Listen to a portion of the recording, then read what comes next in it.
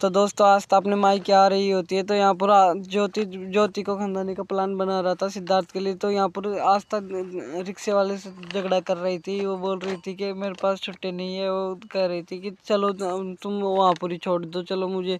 फिर यहाँ पर सिद्धार्थ आ जाता है। सिद्धार्थ उसे आस्था को लेकर जा रहा था। आस्था इधर से निकल आए और सिद्धार्थ और वो दोनों उधर से निकल गए। फिर यहाँ पर आस्था आ जाती है।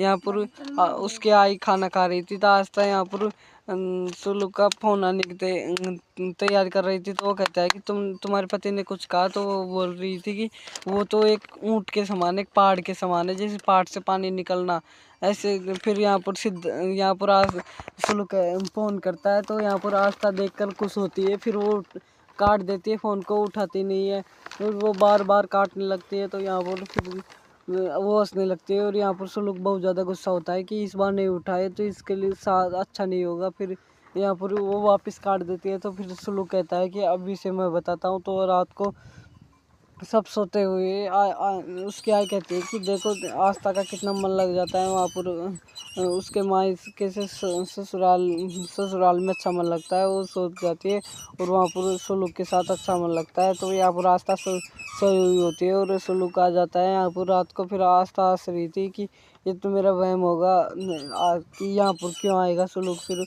वो देखती है और सुलू कहता है कि मैं ही हूँ। फिर सुलू वो खड़ी होकर देखती है तो सच में वही था। फिर वो कहती है कि तुम यहाँ पर क्यों किस लिए आए हो। फिर वो कहती है कि तुम मुझे गुस्सा दिला रही थी, सुबह से मैं तुम्हें फ़ोन कर रहा था, अर्जेंटली काम था मुझे इसलिए। तो वो कहता है कि अर्जेंटली क्या काम था। फिर यहाँ पर सिद्धार्थ ज्योति से कहते हैं कि तुम कितनी अच्छी हो, तुम बस पढ़ाई में अपना मन रखो, यहाँ पर खाना खा लो। पहले वो खाना खा रहे थे। फिर इसकी आई इसे सुबह तैयार कर रही थी कि यहाँ पर उसे काम था कोई।